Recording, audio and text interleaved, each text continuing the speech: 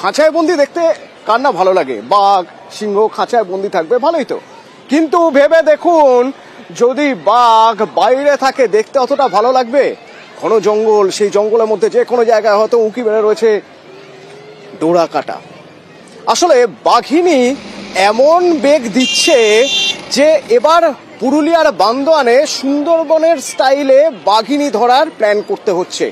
অর্থাৎ যে গ্রাম রাহমদা গ্রাম, সেই গ্রামের চারপাশে জঙ্গলে ফেন্সিং দিয়ে দেওয়া হয়েছে।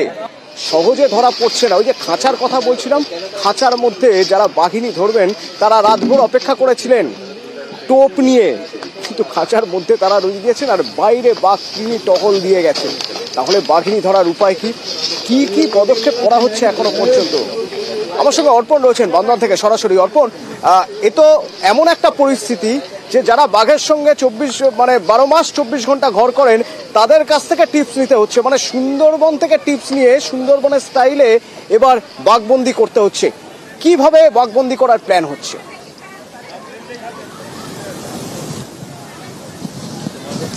দেখো তনু, প্রথমে বলে রাখি যে এই বাঘকে খাঁচায় বন্দি করা সম্ভব নয়, কার্যত অসম্ভব। কারণ এখানকার যা মাটি বা ল্যান্ডস্কেপ এমনভাবে তৈরি, সেখানে এই সুন্দরবনের স্ট্র্যাটেজি মেনটেন করলে হয়তো গ্রামবাসীদেরকে বাঁচানো যাবে, কিন্তু বাঘকে খাঁচায় ভরা অথবা তাকে এক জঙ্গল থেকে অন্য জঙ্গলে নিয়ে যাওয়া বন দপ্তরের ইচ্ছা মতো যেটা সুন্দরবনে হয়, সেটা কিন্তু এখানে কার্যত অসম্ভব।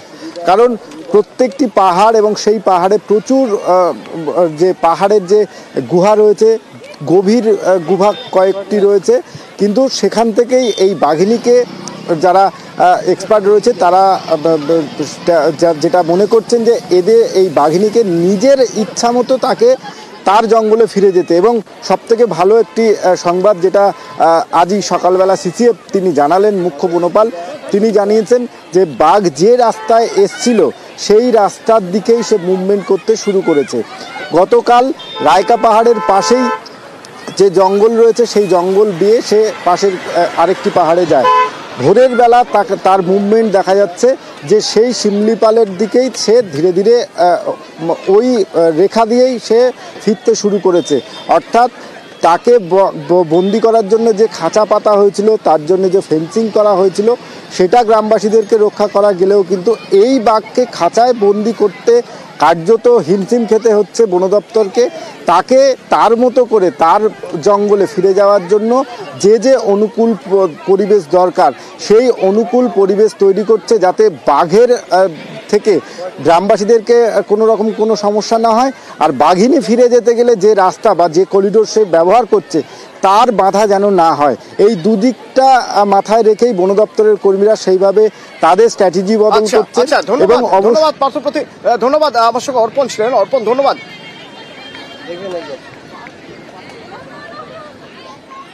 ওই রায়কা পাহাড়ের ওই সাইড দিয়ে ও যেদিক দিয়ে এসেছিল ওই দিকেই মুভমেন্টটা আছে। আমরা ওই দিকে আজকে আবার সেট আপ রেডি করছি। লোকজন চলে গেছে না ঝাড়খণ্ডের মেদিনীপুরের দিকে।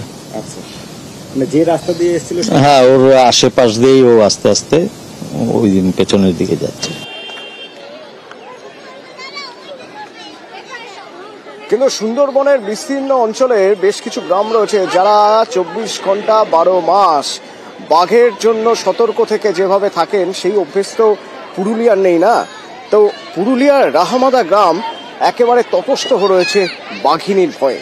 পরপর ছাগল শিকার করছে বাঘিনী এখান থেকে। কেউ গিয়েছে জঙ্গলে? না না, যায় না। তাহলে ওই ভয়ে কে যাবে জঙ্গলে? যাবো কই? না, যাবো না। আর তাহলে ওই ছাগল গরুগুলো কি খাবে? কি আর খাবে? ওটা দিকে চড়াবো। এদের খাবারের জন্য কি আপনার ওই তো ঘাস পাতা আনতে হবে? কোথা থেকে আনবো? পালা বনে থেকেই তো আনি। বনে যেতে দিচ্ছে না? না। কি বলছে? বলতে যেতে হবে না, ওখানে ঢুকতে হবে না, ঢুকতে হবে না বনে বলছে। কারা বলছে? কারা বলছে? ওর যারা এসেছে ওই ফরেস্টটা গুলো। কালকে তো অনেকগুলো ছাগল মেরে দিয়ে। অনেকগুলো আছে তো আরো বনে ছাগল গুলো আছে, বেঁচে মরে গেছে মনে হয়। আজকে অবস্থা খারাপ, বনেতে আছে তো। রাতের ডাক শুনেছি। কত রাতে? তো ওই 12টা 1টার দিকে। এখন কি আরো বেশি ভয় লাগছে? হ্যাঁ এখন ভয় লাগছে। আচ্ছা তো পাওয়া যাচ্ছে, দেখা যাচ্ছে এই তো আমাদের পুকুরি সামনে, সেটা তো পাঁচ পাওয়া যাচ্ছে, সেটার জন্য আমরা তোমাকে বলা হচ্ছে। নেট দিয়ে ঘোরা হয়েছে, মানে একটু দিয়েছে এই সাইডটা, মানে এদিকটা বাকি ছিল, এই সাইড দিয়ে নামিয়েছে।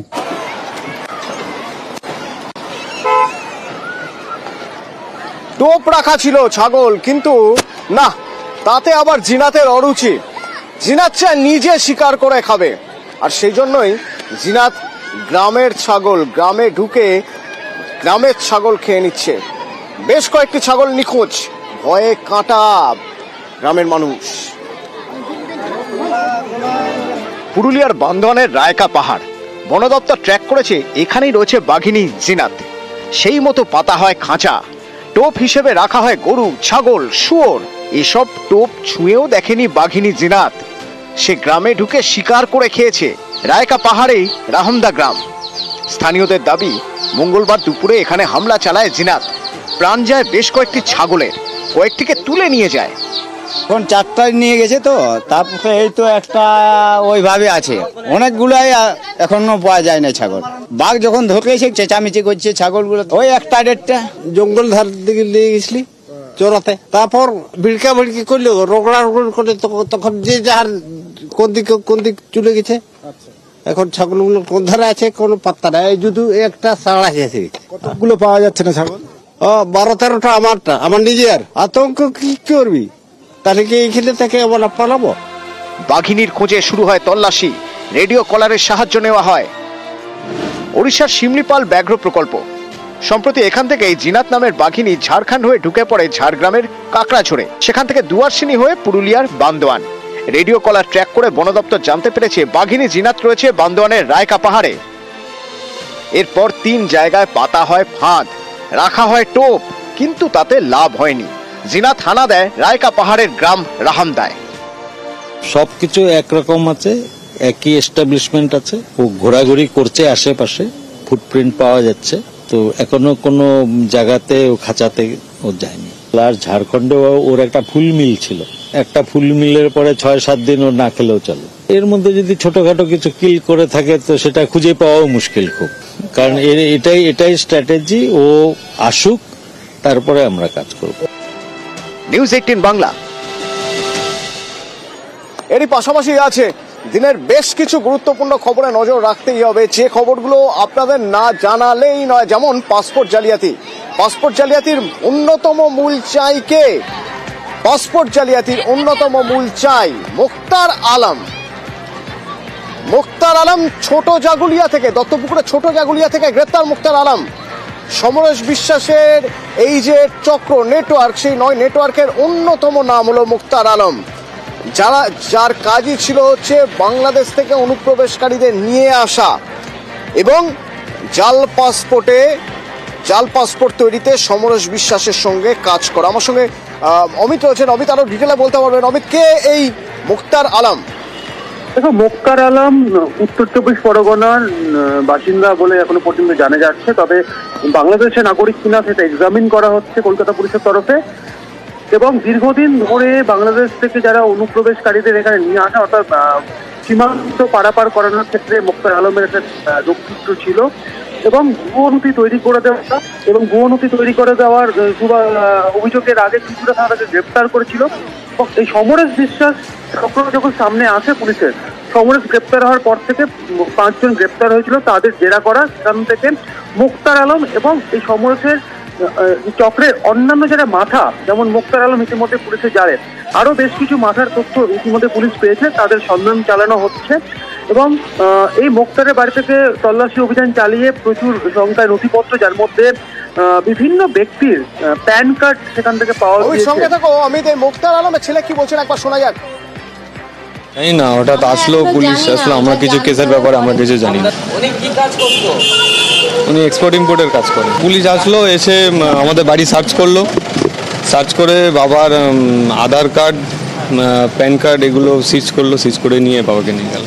আমাদের ব্যাংকের অ্যাকাউন্ট, বাবার ব্যাংকের অ্যাকাউন্টগুলো সিজ করে নিয়ে চলে। আমাদের কিছু বলেনি। আর তদন্ত করতে করতে তদন্তকারীরা এমন একটা জায়গায় পৌঁছেছেন যেখান থেকে তারা বুঝতে পারছেন খুব স্পষ্ট যে ওদেশ থেকে এদেশে এলে পরিচয় পুরোপুরি বদলে যায়। অর্থাৎ একজন মানুষ জন্মেছেন একটা পরিচয় নিয়ে, সেই নাম পরিচয় সবকিছু বদলানো সম্ভব শুধুমাত্র ঠিক ঠিক এজেন্টকে যদি পাকড়াও করা যায়। অন্তত এইভাবেই এই নেটওয়ার্ক কাজ করতো। কিভাবে কাজ হতো অমিত? যে সমস্ত অনুপ্রবেশকারী এদেশে এসে পৌঁছতো তাদের নাম, ঠিকানা, এমনকি পুলিশ সূত্রে যেটা দাবি করা হচ্ছে ধর্ম কিন্তু বদলে ফেলা হতো। এবং ধর্ম বদলে ফেলা হতো মানে কাগজে কলমে নাম ঠিকানা যখন বদলে যাচ্ছে সেক্ষেত্রে স্বাভাবিকভাবে ধর্ম বদলে যাচ্ছে, এই বিষয়টি উঠে আসছে। এবং সবচেয়ে বড় কথা, এদের এজেন্ট সাব এজেন্টরা ওপার বাংলাতেও কাজ করতো এবং লক্ষাধিক টাকার কিন্তু এই লক্ষাধিক টাকার লেনদেন হতো, একটা পুরো প্যাকেজ দেওয়া হতো। কারণ এর আগে আমরা দেখেছিলাম যে সমরেশের ক্ষেত্রে সমরেশ যেমন তার নিজস্ব এজেন্ট সাব এজেন্ট দেখে কারবার চালাতো, এই মুক্তার তারও নিজস্ব মানে তারা এক চক্রের হলেও তারও নিজস্ব সমান্তরাল বা প্যারালাল কিন্তু একটা উইংস ছিল, যে উইংসে নিজের এজেন্ট নিজের সাব এজেন্ট কিন্তু রেখেছিল। এবং তদন্ত করতে গিয়ে তদন্তকারী আধিকারিকরা যে সমস্ত তথ্য এখনো পর্যন্ত পাচ্ছে যে বিভিন্ন পাসপোর্ট সেবা কেন্দ্র উত্তর চব্বিশ পরগনা, হুগলি, হাওড়া বা কলকাতা বা একই সঙ্গে নদিয়া জেলার, যার সাথে পোস্টাল ডিপার্টমেন্টের কিছু অস্থায়ী কর্মীরাও কিন্তু এই মুহূর্তে নজরে রয়েছে। কারণ সমরেশের সূত্র ধরে পঞ্চশার পোস্ট অফিসে কর্মরত ছিলেন এক পোস্টাল অস্থায়ী, তাকে গ্রেপ্তার করা হয়েছিল।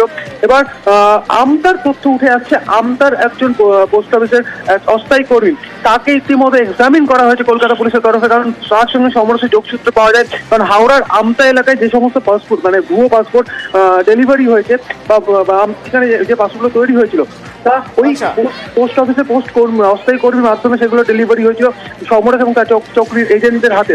তাকেও ইতিমধ্যে এক্সামিন করেছে। সেক্ষেত্রে তদন্ত যত এগোচ্ছে একের পর এক নাম একের পর এক তথ্য উঠে আসছে কলকাতা পুলিশের হাতে। তাই ধন্যবাদ অমিত। আইন মোতাবেক সেটা চলবে। আমি এখনো পুরোপুরি ঘটনাটা জানি না, অবশ্য আমরা জানার চেষ্টা করছি যে দোষী সাব্যস্ত হলে তার সাজা হবে। প্রশাসন দেখছেন, এটা প্রশাসনের ব্যাপার, ঠিক আছে? আমরা সম্পূর্ণ সহযোগিতা করবো প্রশাসনের সঙ্গে। ধরে মুক্তার আলম এতদিন ধরে এই নেটওয়ার্ক চালিয়ে যাচ্ছিল, কোনোদিন পুলিশের জালে ধরা পড়েনি, কোনোদিন কারো সন্দেহ হয়নি। না, এর আগেও কিন্তু মুক্তার আলম গ্রেপ্তার হয়েছেন। মুক্তার আলমের অপরাধের ব্যাকগ্রাউন্ড জানা যাক। জিয়াউল রয়েছেন আমার সঙ্গে। জিয়াউল, দেখো, একেবারে এই মুক্তার আলম হচ্ছে জাল পাসপোর্ট এবং যে বাংলাদেশ থেকে যারা আসতেন এখানে অবৈধভাবে তাদেরকে কিন্তু বিভিন্ন কাগজপত্র করে দিতেন এই মুক্তার আলম। অর্থাৎ আজকে দত্তপুকুরের একেবারে কোড়া এলাকা থেকে তার মুক্তার আলমকে গ্রেপ্তার করে কলকাতা পুলিশ এবং সেখান থেকে প্রচুর পরিমাণে বাজেয়াপ্ত করে কাগজপত্র, বাংলাদেশি নথি এবং জাল পাসপোর্ট আটক করে। এবং সমরেশ বিশ্বাস তাকেই কিন্তু জিজ্ঞাসাবাদ করে কলকাতা পুলিশের। এর আগেই কিন্তু সমরেশ বিশ্বাস গ্রেপ্তার হয়েছেন। তাকে জিজ্ঞাসাবাদ করার পরে কিন্তু মুক্তার আলম সন্ধান পায় এবং মুক্তার আলমের বাড়িতে থেকে আজকে যখন কলকাতা পুলিশ ভোর রাতে আসে সেখানে প্রচুর বাজেয়াপ্ত নথি এবং জাল পাসপোর্ট সেগুলো কিন্তু বাজেয়াপ্ত করে। কিন্তু এলাকার মানুষ যেটা বলছেন যে তার চাল চলন বা তার যে ব্যবহার, এলাকার মানুষ তারাও কিন্তু বিরক্ত বোধ করতেন। তার কারণ যে পরিমাণে যে অর্থ সে এই অর্থ উপার্জন করতেন সবটাই অবৈধ পথে অর্থ উপার্জন করতেন এবং প্রচুর বাংলাদেশি মানুষও কিন্তু এই কোড়া এলাকায় অর্থাৎ তিনি আসা যাওয়া ছিল। এবং আজকের কলকাতা পুলিশের রাতে সেখানে কিন্তু অভিযান চালায়, তারপরেই তার এই মুক্তার আলমকে গ্রেপ্তার করে। কিন্তু তার ছেলের পত্র দাবি যে বাড়িতে কলকাতা পুলিশে আসে এবং প্রচুর পরিমাণে কাগজপত্র নিয়ে যায় এবং তাদের যে জাল পাসপোর্ট এবং আধার কার্ড, আই কার্ড সহ সেগুলো কিন্তু বাজেয়াপ্ত করে তার বাড়ি থেকে। কিন্তু এলাকার মানুষ বলছেন যে মুক্তার আলম দীর্ঘদিন ধরে কিন্তু এই র্যাকেট বা এই চক্র চালাচ্ছিলেন। এর আগেও কিন্তু চুচুড়া থেকে গ্রেপ্তার হয়েছে, একাধিক থানা থেকে গ্রেপ্তার হয়েছে। মাস 6 আগে তিনি ছাড়া পাওয়ার পরে আবার এখানেও এই চক্র কাজ করছিল। ফলে তার বাড়িতে একেবারে তল্লাশি চালিয়ে কলকাতা পুলিশ এখান থেকে প্রচুর বাংলাদেশি কাগজপত্র নথি উদ্ধার করেছে। ফলে এই চক্রের র্যাকেট চালাতেন যে মুক্তার আলী, সেটা কিন্তু একেবারে মানুষকে ঠকায়, পাসপোর্ট করে দেবো, বাইরে কাজ ভিসা করে দেবো, বাইরে কাজ দেবো, ঠিক আছে? গরিবের কাছে টাকা পয়সা নিয়ে নিজে ফর্মা মেরে বেড়ায়, ঠিক আছে?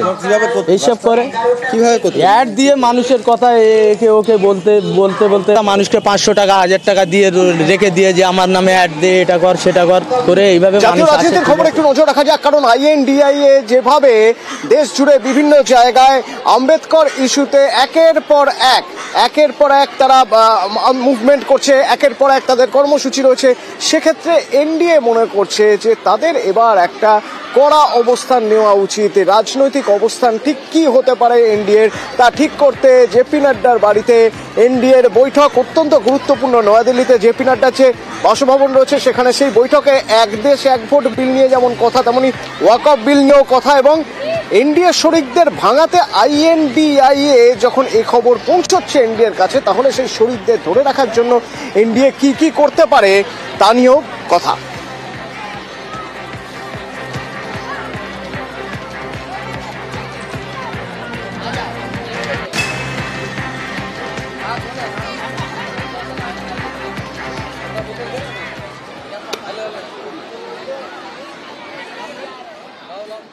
ফেস্টিভ মুড চলছে, কিন্তু এই ফেস্টিভ মুডের মধ্যেও এটা মনে রাখতেই হবে যে বাংলাদেশ থেকে হুঙ্কার চলছে, আর বাংলাদেশে যে অস্থির পরিস্থিতি তার দিকে কড়া নজর রয়েছে দিল্লির। তো বাংলাদেশে এখন যে পরিস্থিতি আমরা যদি এভাবে ভাবি যে বাংলাদেশ সরকার, বাংলাদেশের তদারকি সরকার কিভাবে দেখছে, বাংলাদেশের তদারকি সরকার কিন্তু কিছুটা হলেও চাপে রয়েছে। তার কারণ বিএনপি বলছে যে সংস্কারের কথা যে বলা হচ্ছে সেই সংস্কার আর্থসামাজিক সংস্কার, পুরোপুরি ফেডারেল স্ট্রাকচারের সংস্কার সব হবে পরে, আগে ভোট তো হোক, তারপর না হয় অন্য সংস্কারের কথা বলা যাবে।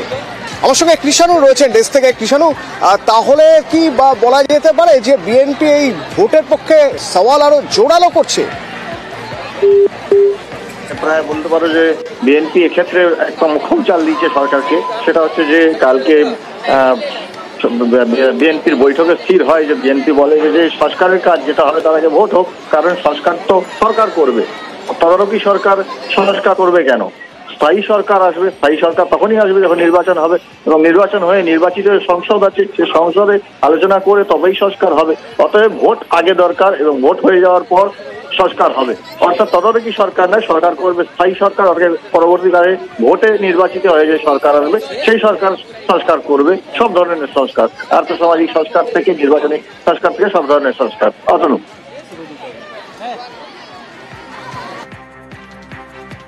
নির্বাচন অতি সত্বর হওয়া দরকার। একটি নির্বাচিত সরকার যত তাড়াতাড়ি ক্ষমতায় আসবে, যে বাংলাদেশের বর্তমান অর্থনৈতিক, সামাজিক, রাজনৈতিক এবং বৈদেশিক যে বিষয়গুলো আজকে আমরা সম্মুখীন হচ্ছি সেগুলো একটা নির্বাচিত সরকারের পক্ষে দ্রুত সমাধান দেওয়া সম্ভব। সেটা একটি সংসদ সরকারের মাধ্যমে আমাদের এই কাজগুলো করতে হবে, সংস্কার করতে হবে সংসদে।